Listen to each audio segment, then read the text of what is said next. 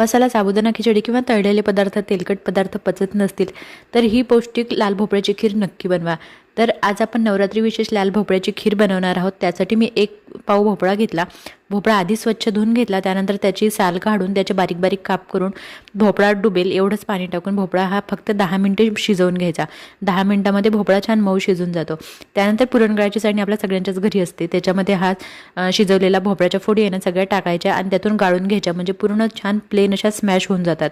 त्यानंतर त्या स्मॅश झालेल्या भोपळ्यामध्ये ना 1 चमचाभर तूप घालायचं आणि आवडीनुसार थोडीफार कमी जास्त एवढी साखर घालायची आणि छान मस्त हा भोपळा नुसता साखरेमध्ये आधी शिजवून घ्यायचा, म्हणजे मस्त त्याला पाक आल्यासारखा होतो। त्यामध्ये वेलची पावडर, जायफळची पावडर टाकायची आणि आता दूध टाकताना आहे ना थोडं थोडं करून ह्याच्यामध्ये दूध टाकायचं, एकदम एकाएकी टाकू नका। चमचाभर तूप टाकून आपल्या आवडीनुसार सगळे ड्रायफ्रुट्स तळून घ्या। तळलेले ड्रायफ्रुट्स या खिरीमध्ये टाका, परत 5 मिनिटे उकळू द्या। गरमागरम खीर तयार आहे आणि आवडल्यास सबस्क्राईब करायला विसरू नका।